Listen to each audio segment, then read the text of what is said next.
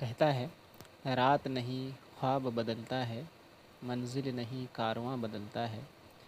जज्बा रखो जीतने का, क्योंकि किस्मत बदले न बदले पर वक्त ज़रूर बदलता है। आप सभी को आदाब। मेरा नाम है अली और मैं आप सभी का हमारे इस चैनल में स्वागत करता हूँ, खैर मकदम करता हूँ, वेलकम करता हूँ। पिछले क्लास में मैंने आप लोगों को इंट्रोडक्शन ऑफ बायोलॉजी पढ़ाया था। अगर नहीं देखे हैं तो जाके ज़रूर देख लें। और आज हम वही बायोलॉजी के जो चैप्टर है लाइफ प्रोसेस यानी जैव प्रक्रम, उसके बारे में पढ़ने वाले हैं। तो जैव प्रक्रम को पढ़ने से पहले हमें ये जानना ज़रूरी है कि सजीव एवं निर्जीव वस्तुएं क्या है। इनको अगर जान लेते हैं तो हमें हर बात को समझने में आसानी हो जाएगी। ठीक है, तो सबसे पहले देखते हैं क्या सजीव एवं निर्जीव वस्तुएं। हम अगर अपनी निगाहों को उठाकर देखें, चारों तरफ अगर निगाह फैलाएं तो हमें बहुत सारी चीज़ें देखने को मिलता है, जैसे मकान, मृदा यानी कि मिट्टी, पहाड़, पेड़ पौधे, आकाश, जानवर, मनुष्य, गाड़ियाँ, कीड़े मकोड़े वगैरह। तो इनमें से कुछ जैसे मकान, मृदा, आकाश, पहाड़ एवं गाड़ियाँ तो निर्जीव हैं, जबकि पौधे, जानवर, मनुष्य एवं कीड़े मकोड़े क्या हैं, सजीव हैं, यानी कि जानदार हैं, लिविंग बींग्स हैं। ठीक है, सभी जीवधारियों में जीवन की एक निश्चित व्यवस्था रहती है, जिसे जीवन संबंधी विभिन्न कार्यों का संपादन होता है। अब ये क्या चीज़ है कि निश्चित व्यवस्था रहती है। तो निश्चित का मतलब होता है एकदम कन्फर्म। ठीक है, तो ये क्या होता है, एक व्यवस्था होती है, एक तरीके से ढांचा होता है। जैसे इंसान को ही मानते हैं तो इंसान का हर एक चीज़ व्यवस्थित है। जैसे हाथ जहाँ होना चाहिए वह हाथ वहीं पे है, आँख जहाँ होना चाहिए आँख वहीं पे है।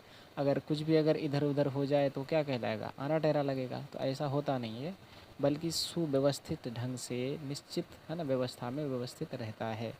और ये क्या करता है, विभिन्न कार्यों को संपादन करने में मदद भी करता है। जैसे अगर मान के चलो जो काम हाथ का है तो हाथ से करेगा, दौड़ने का काम है तो पैर से दौड़ेगा। तो सभी जीवधारियों में ये जो व्यवस्था होती है निश्चित रहती है। ठीक है, जीवों में संपन्न होने वाली इन जैविक क्रियाओं से हमें पता चलता है कि वे सजीव हैं। जैसे यहाँ उड़ते हुए चिड़िया नज़र आ रहे हैं, या तैरती हुई मछलियाँ, यहाँ दौड़ते हुए कुछ जानवर नज़र आ रहे हैं। तो इससे हम पता लगा लेते हैं कि ये क्या है, सजीव हैं। ठीक है, अब अगर देखें कि पौधे के अगर एक बीज है, उस बीज को अगर कहीं फेंक दिया जाए तो एक अंकुरित होकर वो एक बड़े से वृक्ष में भी तब्दील हो जाता है। तो एक इसकी पहचान है, तो ये पहचान है सजीवों की। ठीक है, आगे बढ़ें। जीवों में पाए जाने वाली जो गतियाँ होती है ना, कैसे होती है, वो आणविक स्तर पर होती है, जो दिखाई नहीं देती है ना। बस आणविक कि वो कुछ दिखाई नहीं देते। जैसे आदमी को कभी हम बढ़ते हुए नहीं देखते हैं। हम देखते हैं कि आज पौधा इतना था, कल बढ़ के थोड़ा सा बढ़ गया, लेकिन हम नज़र से अगर देखते रहें तो हमें नज़र नहीं आएगा कि वो बढ़ रहा है कि नहीं बढ़ रहा है। तो ऐसी गतियाँ होती है जो हमें नज़र नहीं आती है, उसे क्या कहते हैं, आणविक गति होती है। ठीक है, हम जानते हैं कि जीवों का जो शरीर होता है वो कोशिकाओं का बना होता है, और कोशिकाओं के जीव द्रव्य में विभिन्न प्रकार के अणु पाए जाते हैं, है ना। पहले हमने पढ़ा है कि कोशिकाएं जो होती है, कोशिका में कई सारी रचनाएं होती है, जैसे कोशिका झिल्ली, कोशिका द्रव, कोशिका केंद्रक। तो कोशिका द्रव और कोशिका केंद्रक में बहुत सारी रचनाएं आपको देखने को मिल जाएगा, जैसे माइटोकॉन्ड्रिया, जैसे कि डीएनए, आरएनए, लाइसोसोम वगैरह। तो बहुत सारी चीज़ें रचनाएं आपको देखने को मिल जाता है। ठीक है, आगे बढ़ते हैं।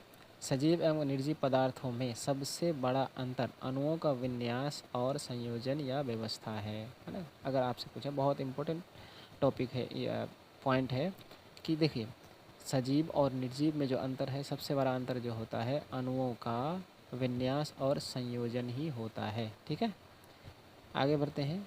जीवित पदार्थों में अणुओं का विशेष प्रकार से संयोजन होता है, जिसके फलस्वरूप जीवों का निर्माण संभव होता है। ये पॉइंट आपको याद रखनी है, बहुत ही ज़बरदस्त पॉइंट है ये, है ना, याद करने योग्य है। ठीक, आगे देखते हैं कि न्यूक्लियोप्रोटीन अणुओं के साथ अन्य तत्वों के अणु विशेष रूप में संयुक्त होकर जीव द्रव्य का निर्माण करते हैं, जो जीवन के मूल आधार है। ठीक है, देखिए जो जीव द्रव्य होता है जीवन का क्या होता है, मूल आधार होता है। और जीवन के जितने सारे क्या होते हैं, गुण होते हैं सजीवों के, तो वो किसमें, जीव द्रव्य में ही विद्यमान होता है।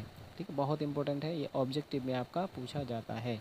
जीव द्रव्य में सजीवों के सारे गुण विद्यमान होते हैं, यानी कि मौजूद होते हैं। ठीक है, आगे बढ़ते हैं। अब देखते हैं क्या कि सजीव वस्तुएं एवं जैव प्रक्रम क्या है ये। सबसे पहले हम देखते हैं कि जीवों में सुव्यवस्थित एवं संरचनात्मक इकाई व्यवस्था होती है। अब ये क्या कहता है कि सुव्यवस्थित एवं निश्चित संरचनात्मक मतलब से ढांचा, स्ट्रक्चर जिसको कहते हैं, सुव्यवस्थित है ना। सुव्यवस्थित मतलब अच्छी तरीके से व्यवस्थित होता है। मैंने पहले ही कहा कि जैसे इंसान लेते हैं, इंसान का आँख जहाँ होने का वहीं होता है, पैर जहाँ होने का वहीं होता है, तो ये सुव्यवस्थित ढंग से क्या किया गया है ना, क्या होता है, व्यवस्थित रहती है। कोशिकाएं सभी जीवों की संरचनात्मक एवं क्रियात्मक इकाई होती है। बहुत इंपॉर्टेंट पॉइंट है ये कि कोशिकाएं जो होती है सभी जीवों की संरचनात्मक एवं क्रियात्मक इकाइयाँ होती है। अगर आपसे पूछा जाए कि है ना कि सजीवों का या जीवों का संरचनात्मक क्रियात्मक इकाई किसे कहते हैं, तो वो होता है कोशिका। ठीक है, अब हम देखें कि जो जीवों का जो शरीर होता है या जीव जो बनता है, तो उसमें क्या क्या चीज़ें होती हैं। सबसे पहले जो सबसे छोटी इकाई होती है तो वो होती है कोशिका। क्या होती है, कोशिका। कोशिका बहुत सारे कोशिकाओं जो मिलता है तब जाके बनता है ऊतक, फिर बहुत सारे ऊतकों से मिल के बनता है अंग, और बहुत सारे अंग जब मिलते हैं एक जगह तो उसको क्या होता है, वो अंग तंत्र बनता है। और विभिन्न मतलब कई अंग तंत्र मिलता है तब जाके क्या होता है कि जीव का निर्माण होता है। ठीक है, तो क्या होता है, सबसे पहले सेल, सेल के बाद टिश्यू, टिश्यू के बाद ऑर्गन, ऑर्गन का ऑर्गेनिज्म, बहुत सारे जब मिलता है तब जाकर क्या होता है कि जीव का निर्माण होता है।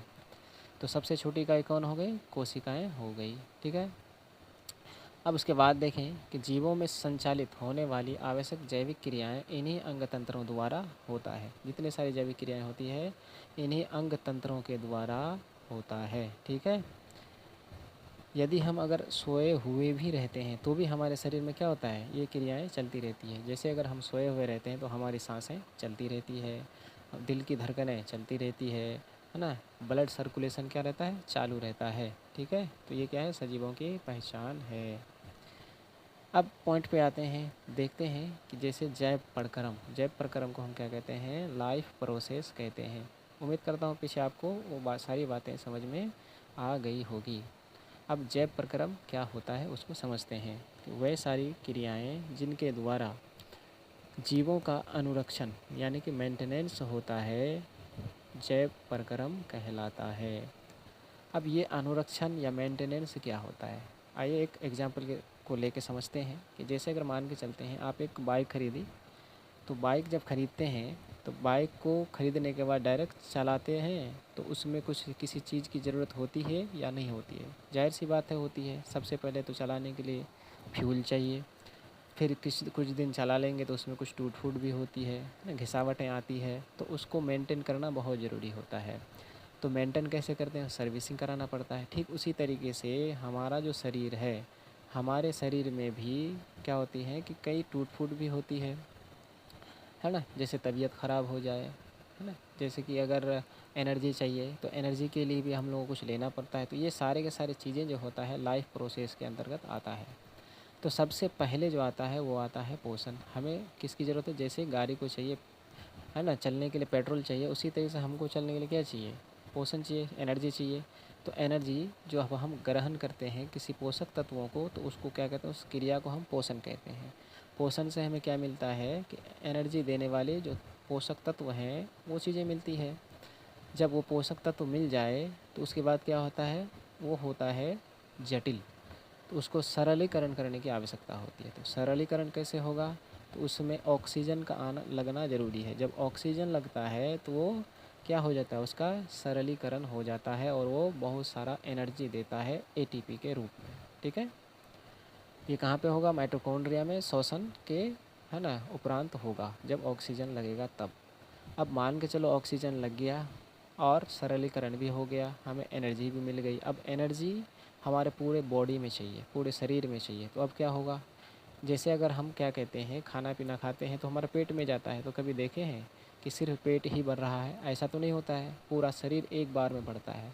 तो वो क्यों होता है, कैसे होता है? तो जितने सारे न्यूट्रिशंस होते हैं, जितने सारे पोषक तत्व होते हैं, उसको जब खाते हैं, खाने के बाद वो क्या होता है, ऑक्सीकृत होता है, तो बहुत ज़्यादा एनर्जी मिलता है। फिर उस एनर्जी को पूरे शरीर में जो फैलाने का काम करता है, उस तंत्र का नाम है परिवहन। क्या नाम है? परिवहन। ठीक है, या इंग्लिश में उसको कहते हैं ट्रांसपोर्टेशन।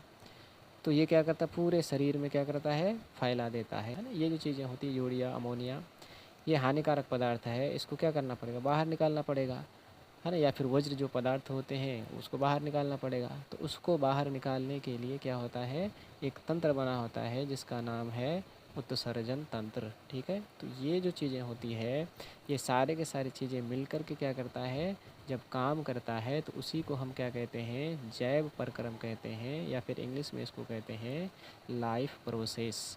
उम्मीद करता हूँ आप सभी को समझ में आ गई होगी कि लाइफ प्रोसेस क्या है। अगर वीडियो अच्छा लगा हो तो चैनल को सब्सक्राइब करें और अपने दोस्त, बंधु, भाई बहन, सखी सहेली जो भी हैं उन तक इस वीडियो को ज़रूर पहुंचाएं। मिलते हैं अगले वीडियो में, तब तक के लिए अपना ख्याल रखिए। आपका दिन शुभ हो।